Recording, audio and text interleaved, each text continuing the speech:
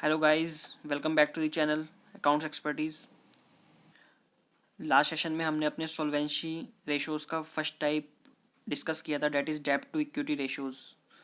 डेब्ट to equity ratios में हमने अपना कंसेप्ट पूरी तरह से पढ़ा था, उसके बारे में डिस्कस किया था। नाउ आज उसके बेस्ड हम क्वेश्चन करेंगे डेब्ट टू इक्विटी रेशोज़ के बेस पर। लेकिन क्वेश्चन करने से पहले हम एक थोड़ा छोटा सा पॉइंट और डिस्कस करते हैं जो हमारा पिछले सेशन में स्किप हो गया था, कि हमारा जो लॉन्ग टर्म बोरोइंग्स है इसमें हमारी क्या क्या चीज़ें आती हैं। हमारी जो लॉन्ग टर्म बोरोइंग्स होती है उसमें हमारी क्या क्या आइटम्स इंक्लूड होती हैं। ठीक है, सबसे पहला हमारा जो होता है लॉन्ग टर्म बोरोइंग्स में डिबेंचर्स, ठीक है, bonds, loans from banks and financial institutions.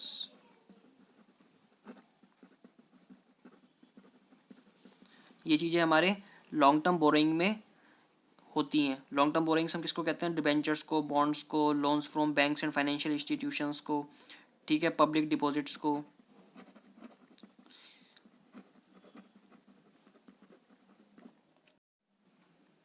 Deposits etcetera. ठीक है, चार तो ये मेन है। अगर कुछ और भी होती है लॉन्ग टर्म बोरोइंग्स अलग से दे रखा है तो हम उसको भी रेफ़र कर लेंगे। ठीक है, तो मेन चीज़ ये होती है कि अगर क्वेश्चन में हमें ये चीज़ आइटम्स दे रखी हैं तो लॉन्ग टर्म बोरोइंग्स निकालने के लिए हमें इन चीज़ों को ऐड करना होगा। सिमिलरली लॉन्ग टर्म प्रोविजंस में हमें क्या करना है? ऐड लॉन्ग टर्म प्रोविजंस में हमें जो ऐड करना होगा वो करने होंगे आइटम्स जैसे प्रोविज़न फॉर ग्रेच्युटी। ठीक है, और क्या हो सकता है? Leave encashment.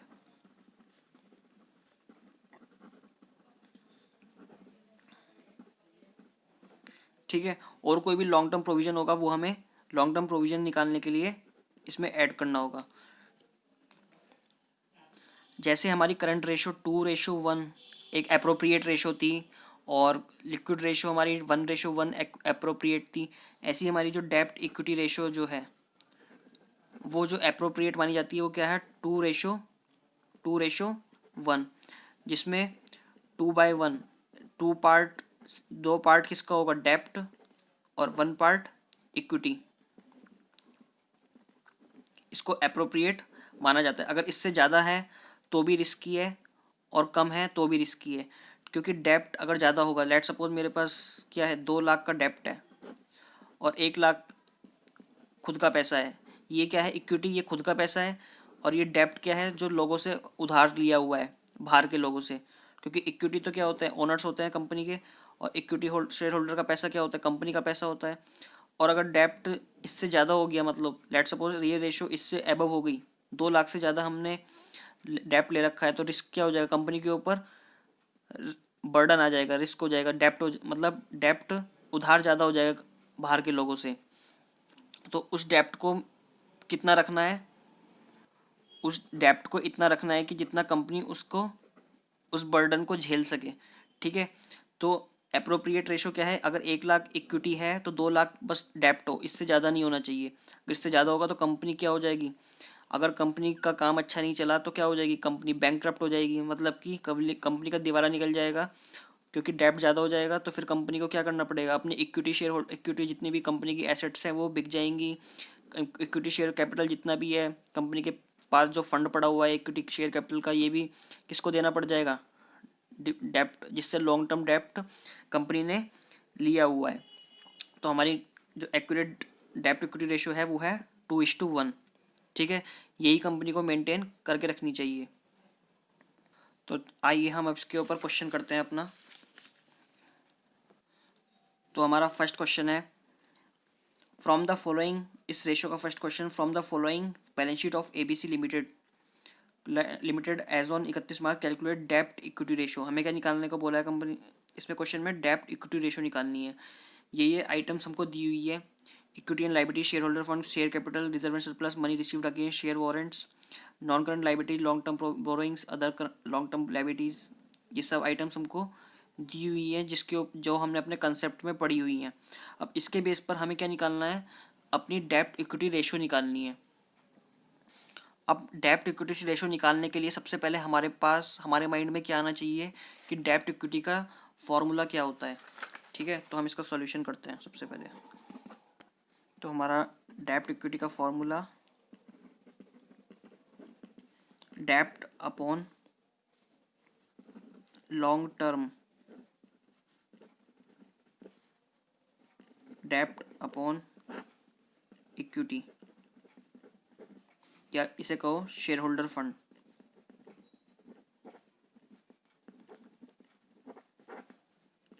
ठीक है, अब लॉन्ग टर्म डेब्ट निकालने के लिए हमने क्या चीज़ पढ़ी थी?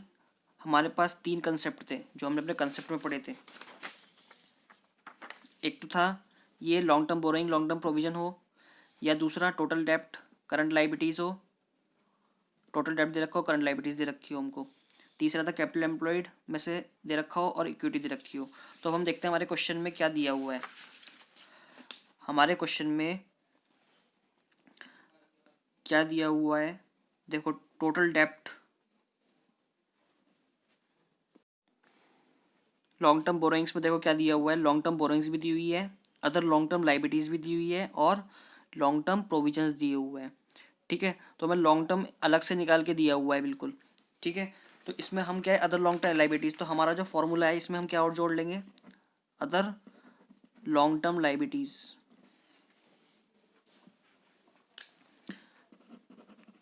क्योंकि जिसके आगे लॉन्ग टर्म है और लाइबिलिटी है तो वो भी हमारी किस में ऐड हो जाएगी, हमारी लॉन्ग टर्म डेप्ट में इंक्लूड हो जाएगी। तो हमारी लॉन्ग टर्म डेप्ट का क्या पार्ट है, ये तीन पार्ट है। क्वेश्चन में हमें ये अलग से दे रखा है, वरना तो अदर लॉन्ग टाइम लाइबिलिटी क्या है, लॉन्ग टर्म बोरोइंग्स का ही पार्ट है, लेकिन क्वेश्चन में इसे क्या कर रखा है, अदर करके नाम से दे रखा है। तो हम तीनों को याद रख लेंगे ताकि हमें क्वेश्चन में कोई दिक्कत ना हो। ठीक है, तो हम इसको देखो कैसे सॉल्व कर सकते हैं इस क्वेश्चन को। सबसे पहला तरीका है, हमने लॉन्ग टर्म डेब्ट के लिए क्या पढ़ा था, एक तो पढ़ा था तरीका कि हम सभी लॉन्ग टर्म चीज़ों को ऐड कर दें, लॉन्ग टर्म आइटम्स को ऐड कर दें।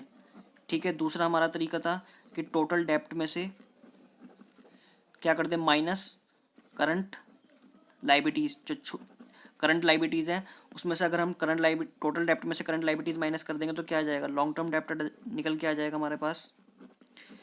ठीक है, तीसरा हमारे पास तरीका है कैपिटल एम्प्लॉयड में से माइनस कर दें हम क्या, इक्विटी। और कैपिटल एम्प्लॉयड निकालने के हमारे पास क्या थे, दो तरीके थे। एक तो क्या था, इक्विटी प्लस डेप्ट, इक्विटी प्लस लॉन्ग टर्म डेप्ट को ऐड कर दो, या दूसरा तरीका था non current assets plus working capital minus fictitious assets, इनको ऐसे कर लो। ठीक है, तो हम इस तरीके से करते हैं, लॉन्ग टर्म आइटम्स को ऐड करते हैं तो क्या आता है हमारा, लॉन्ग टर्म आइटम्स को, सभी लॉन्ग टर्म आइटम्स को ऐड कर लेते हैं हम, नहीं केवल जो लॉन्ग टर्म आइटम्स है केवल, तो कितनी आ जाएगी हमारी 5 लाख, 5 लाख आ गई। 4 लाख प्लस 40,000 प्लस 60,000, हमने सभी लॉन्ग टर्म आइटम्स को ऐड कर दिया क्योंकि ये हमारी टोटल क्या है, टोटल लॉन्ग टर्म डेप्ट हो गई। अगर हम इस फॉर्मूले से निकालते हैं इसको तो क्या हो जाएगा, टोटल डेप्ट हमारा कितना है, टोटल डेप्ट है हमारा 4 लाख प्लस 1 लाख, 5 लाख हो गया। 5 लाख प्लस 2 लाख 7 लाख, 7 और 8, 8 लाख, 8 लाख प्लस 2 लाख 10 लाख हो गया। ठीक है, तो टोटल डेप्ट हमारा हो गया 10 लाख, माइनस इसमें से क्या करेंगे, करंट लाइबिलिटीज़। करंट लाइबिलिटीज़ हमारी कितनी है, ये short term borrowings, trade payables, other current liabilities, short term provisions, ये हमारी करंट लाइबिलिटीज है, ये कितनी है, 5 लाख। तो कितना आ गया अल्टीमेटली 5 लाख। इस फॉर्मूले से भी हमारे पास कितनी आ रही है, 5 लाख आ रही है टोटल लॉन्ग टर्म डेप्ट, और इस फॉर्मूले से भी हमारे पास टोटल लॉन्ग टर्म डेप्ट कितना आ रहा है, 5 लाख आ रहा है। और इससे अगर हम निकालते हैं तो हमारे पास क्या हुआ दिया हुआ है, नॉन करंट एसेट्स। तो कितनी है हमारे पास नॉन करंट एसेट्स, ये दी हुई है कितनी, 15 और 16, 17 और 18। तो हमारे पास नॉन करंट एसेट्स कितनी हो गई, 18 लाख। और वर्किंग कैपिटल अगर निकालते हैं हम तो वर्किंग कैपिटल के लिए देखो हमारी जो वर्किंग कैपिटल क्या है निकालते हैं हम, current assets minus current liabilities. तो करंट एसेट्स कितनी है हमारी, ये 1.5 लाख, 1.5 लाख, 3 लाख, 4 लाख एंड 3 लाख और 7 लाख हो गई करंट एसेट्स। और करंट लाइबिलिटीज़ हमारी कितनी है, 5 लैक्स, और ये है 7 लाख। ठीक है, तो current assets minus current liabilities करेंगे तो कितना आ जाएगा हमारा, 2 लाख की वर्किंग कैपिटल आ गई। फिक्टिशियस एसेट्स हमें दिए हुए नहीं है, तो टोटल कितनी आ गई हमारी, 20 लैक्स की कैपिटल एम्प्लॉयड आ गई। कैपिटल एम्प्लॉयड में से इक्विटी माइनस करेंगे हम, तो लॉन्ग टर्म डेब्ट निकल के आ जाएगा हमारा। इक्विटी कितनी दे रखी है, इक्विटी हो गई हमारी 12 + 2 14 और एक 15 लाख की इक्विटी हो गई। ठीक है, तो share capital plus reserve and surplus plus money received against share warrants जो हमने पढ़ा था इक्विटी, तो इक्विटी माइनस करेंगे तो -15 लाख कितनी आ गई, 5 लैक्स की हमारी लॉन्ग टर्म डेप्ट आ गई। तीनों मेथड से हमने निकाल के देख लिया, इससे भी 5 लाख आ रहा है, इससे भी 5 लाख एंड इससे भी 5 लाख हमारा लॉन्ग टर्म डेप्ट निकल के आ गया है। अब हमें निकालना है क्या, share holder fund. Share holder fund के भी हमने निकालने के लिए 3 तरीके देखे थे शेयर होल्डर फंड निकालने के। तो शेयर होल्डर फंड कैसे निकलेगा, सबसे पहला जो हमारा तरीका था शेयर होल्डर फंड निकालने का, non current assets plus non current assets को हम क्या करते थे, non current assets plus working capital minus non current liabilities, ये हमारा पहला तरीका था शेयर होल्डर फंड निकालने का। तो नॉन करंट एसेट्स कितने हैं हमारे, 15 और 2 17 और एक 18, 18 के क्या हो गए नॉन करंट एसेट्स। एंड ये क्या हो गया दूसरा, वर्किंग कैपिटल कितने की हमारी, वर्किंग कैपिटल हमने यहाँ पे निकाली थी 2 लाख, 2 लाख वर्किंग कैपिटल हो गई। And non current liabilities minus non current liabilities मतलब जो करंट लाइबिलिटीज़ हैं, 5 लाख माइनस 5 लाख, तो कितनी आ गई हमारी, 18 और 2 20 में से 5 गए 15 लाख। पहले मेथड से हमारी कितनी आ गई शेयर होल्डर फंड, 15 लाख आ गया। अब दूसरे मेथड से हम निकाल के देखते हैं, सॉरी ये वाला मेथड जो हमने सेकंड नंबर पे डिस्कस किया था, मेथड 2। ठीक है, क्योंकि हमारा जो ये वाला मेथड था ये मेथड 2 था। अब मेथड 1 से हम निकाल के देखते हैं। मेथड 1 क्या था हमारा, share capital plus reserve and surplus plus money received against share warrants. ठीक है, तो इसमें क्या हो जाएगा हमारा, फर्स्ट मेथड से 12 + 2 + 1 15 लाख ही आ रहा है। ठीक है, पहले मेथड में क्या था हमारा, share capital plus reserve and surplus, पहले मेथड में क्या था, share capital reserve and surplus plus money received again share warrants, short form में लिख लिया है। शेयर कैपिटल कितनी है हमारी, 12 lakh, reserve and surplus 2 lakh और 1 लाख शेयर वारंट्स का पैसा, तो 12 लाख प्लस 2 लैक्स प्लस 1 लाख, इससे भी हमारी कितनी आ गई, 15 लैक्स हमारी शेयर होल्डर फंड आ गया। अब थर्ड मेथड क्या था हमारा, टोटल डेप्ट एसेट्स माइनस टोटल डेप्ट। तो हमने टोटल एसेट्स माइनस टोटल डेप्ट किया। टोटल एसेट्स कितनी है हमारी, 25 लैक्स, और टोटल डेप्ट कितना है हमारा, यहाँ से लेके यहाँ तक, क्योंकि टोटल डेप्ट में क्या आ जाएगा, लॉन्ग टर्म डेप्ट प्लस शॉर्ट टर्म डेप्ट। तो शॉर्ट टर्म डेप्ट है हमारा 5 लाख, लॉन्ग टर्म डेप्ट भी हमारा 5 लाख। 25 लाख में से 5 लाख लॉन्ग टर्म डेप्ट गए और 5 लाख शॉर्ट टर्म डेप्ट गए, तो कितना बच गया, तो हमारा टोटल एसेट्स कितनी है हमारी, टोटल एसेट्स है 25 लाख रुपीज़, 25 हमने यहाँ लिख दिया, माइनस टोटल डेप्ट कितना है हमारा, short term and long term, तो ये हो गया हमारा 10 लाख रुपीज़ टोटल मिलाकर, short term and long term. तो 10 लाख हमने यहाँ लिख दिया, तो कितना आ गया हमारे यहाँ पे, 15 लैक्स आ गया। ठीक है, तो तीनों मेथड से हमारे क्या आ गया, 15 लाख हमारी शेयर होल्डर फंड निकल के आ गया। तो हम इजीली अब डेप्ट इक्विटी रेशो निकाल सकते हैं। डेप्ट equity ratio is equals to dept upon equity. ऊपर डेप्ट कितना निकला है, 5 लाख निकला है, और नीचे इक्विटी कितनी निकली, इक्विटी शेयर होल्डर फंड तीनों मेथड से 15 लाख, तो कितनी हो गई है, 5:1 1:3, या अगर हम इसको डिवाइड करते हैं 15 से 5 को तो क्या निकल के आ जाएगा 0.33:1। ये भी करेक्ट है और ये भी करेक्ट है। ठीक है, 0.33:1 लिख लो चाहे, या 1:3, क्योंकि 5 1 जा 5 एंड 5 3 जा 15, 1:3 आ गया। और अगर 15 से 5 को करते हैं डिवाइड तो कितना आ जाएगा 0.33, और इधर क्या आ जाएगा 1। ठीक है, तो ये हमारा क्वेश्चन यहाँ पे सॉल्व हो गया है। Next question is from the following balance sheet of A company calculate डेब्ट इक्विटी रेशो। इसमें भी हमें क्या पूछा है, क्वेश्चन में डेब्ट इक्विटी रेशो निकालने के लिए पूछा है। तो डेब्ट इक्विटी रेशो निकालने से हमारा क्या आ जाएगा माइंड में, क्या निकालना है हमको, डेब्ट अपॉन लॉन्ग टर्म डेब्ट। ये चीज़ ध्यान रखनी है, लॉन्ग टर्म डेब्ट होना चाहिए, लॉन्ग टर्म डेब्ट अपॉन इक्विटी।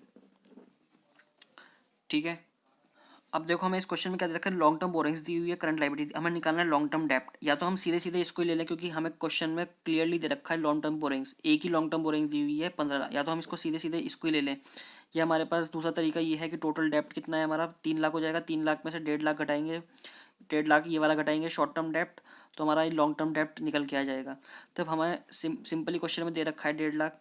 वो तो पहला क्वेश्चन हमने क्या है ट्रायल बेस पे किया कि हम तीनों तरीके से कैसे निकाल सकते हैं, लेकिन एग्जाम पॉइंट ऑफ व्यू में हम तीनों तरीके से नहीं देखेंगे ना, हमें देखना होगा कि कौन सा मेथड से हम जल्दी से जल्दी अपने फिगर को निकाल सकें।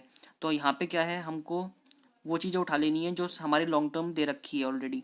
ठीक है, तो लॉन्ग टर्म बोरोइंग्स ऑलरेडी दे रखी है, तो 1.5 लाख कर लो, सीधे ले लो इसको, या तो इसको ले लो 1.5 लाख को, या टोटल डेप्ट निकालो पहले।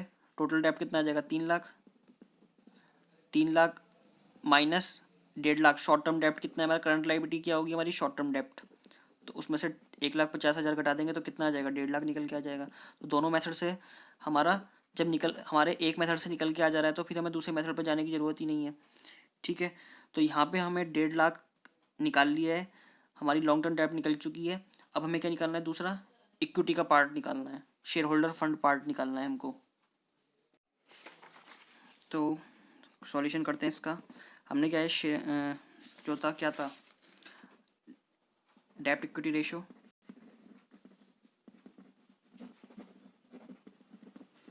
हमने लॉन्ग टर्म डेप्ट निकाल लिया, लॉन्ग टर्म डेप्ट अपॉन शेयर होल्डर फंड। ठीक है, तो लॉन्ग टर्म डेप्ट निकालने के हमने दो तरीके देख लिए, या तो सीधे इसको ले लो, या टोटल डेप्ट, टोटल जो लाइबिलिटीज़ है उसमें से शॉर्ट टर्म लाइबिलिटी घटा देंगे तो लॉन्ग टर्म लाइबिलिटी निकल के आ जाएगी। तो हमारा जो लॉन्ग टर्म डेप्ट है वो 15 लाख निकल के आ गया है, सॉरी 1.5 लाख रुपए निकल के आ गया है। अब शेयर होल्डर फंड निकालने के हमारे पास क्या थे, 3 तरीके थे। या तो हम क्या करें, सारी जितनी भी ये हैं share capital reserve and surplus share application money को ऐड कर दें, तो कितना आ गया 8 + 9 + 2 11 लाख आ गया। तो पहले मेथड से हमारे पास 11 लाख आ गया। दूसरा मेथड हमारे पास क्या था, ये मेथड 1 था। मेथड 2 में था नॉन करंट एसेट्स को ऐड कर लो। नॉन करंट एसेट्स कितनी है हमारे पास 11 लाख। ठीक है, 11 लाख एसेट्स को ऐड कर लिया हमने, ये क्या है हमारी non current assets, plus working capital को ऐड कर लो। वर्किंग कैपिटल क्या होगी हमारी, current assets minus current liabilities. Current assets हमारी कितने की हैं, ये 2,10,000 + 90, 3 लाख की हमारी करंट एसेट्स हो गई। और करंट लायबिलिटीज हमारी कितने की है 1.5 लाख की। तो 3 लाख में से 1.5 लाख गए, 1.5 लाख की हमारी वर्किंग कैपिटल है, 3 लाख की हमारे करंट एसेट्स हैं, माइनस 1,50,000 की हमारी क्या हो गई, करंट लायबिलिटीज़ हो गई। तो ये हमारी क्या निकल के आ गई वर्किंग कैपिटल। और तीसरा हम किसको डिडक्ट करते हैं, minus non current liabilities. Non current liabilities हमारी कितनी है, नॉन करंट लायबिलिटीज़ हमारी 1.5 लाख। नॉन करंट लायबिलिटीज़ जो ये यहाँ पे दे रखी है केवल किसके रिफरेंस में दे रखी है, लॉन्ग टर्म बोरिंग्स के, क्योंकि नॉन करंट लायबिलिटीज़ क्या होंगी तो लंबे, करंट लायबिलिटीज़ क्या होती है हमारी शॉर्ट टर्म लायबिलिटीज़, ये करंट लायबिलिटीज़ हैं। और लॉन्ग टर्म बोरिंग्स क्या है हमारी नॉन करंट लायबिलिटी। तो नॉन करंट लायबिलिटी हमारी कितनी है 1.5 लाख। ठीक है, तो 1,50,000 ये हो गई। तो 11 में से 11 + 1.5 लाख, ये 3 लाख माइनस ये वर्किंग कैपिटल दिखाइए करंट एसेट्स है और ये करंट लायबिलिटीज़, 3 लाख में से 1.5 लाख। ठीक है, तो कितना हो गया इसमें ऐड करके 12.5 लाख। 12.5 में से 1.5 लाख चले जाएंगे तो कितना बचेगा? 11 लाख। इससे भी हमारा क्या आ गया आंसर? 11 लाख आ गया है। थर्ड मेथड से क्या करते हैं हम? टोटल एसेट्स माइनस क्या होता है? टोटल डेप्ट करते हैं। टोटल एसेट्स कितनी दी हुई है हमको? 14 लाख। 14 लाख में से टोटल डेप्ट कितना है हमारा? टोटल डेप्ट है हमारा 3 लाख। 1.5 लाख प्लस 1.5 लाख, तो 14 लाख में से माइनस 3 लाख घटाएंगे, कितना आ जाएगा? 11 लाख आ गया। तीनों मेथड से हमारे क्या आ रही है शेयर होल्डर फंड? 11 लाख। तो हम रेशो निकालेंगे, डेप्ट इक्विटी रेशो, तो कितनी आ जाएगी? 1,50,000 डिवाइड बाय 11 लाख। ठीक है, तो हम 15 को डिवाइड करेंगे 110 से, तो कितना आ जाएगा हमारा? 15 डिवाइड बाई 110, 0.136 रेशो 1। ये हमारी डेप्ट इक्विटी रेशो निकल के आ गई है। हमारा क्वेश्चन सॉल्व हो गया है। ठीक है, तो हमने कंसेप्ट को समझ लिया है, तो क्वेश्चन करना बहुत ईजी हो गया है। बस हमें फिगर्स निकालनी है और सीधे फॉर्मूले में पुट कर देनी है। अगर हमने कंसेप्ट को अच्छी तरह समझ लिया, फिर क्वेश्चन करने में कोई डिफिकल्टी नहीं आएगी। ठीक है स्टूडेंट्स, आज के लिए इतना ही। मिलते हैं नेक्स्ट सेशन में, तब तक के लिए बाय एंड टेक केयर।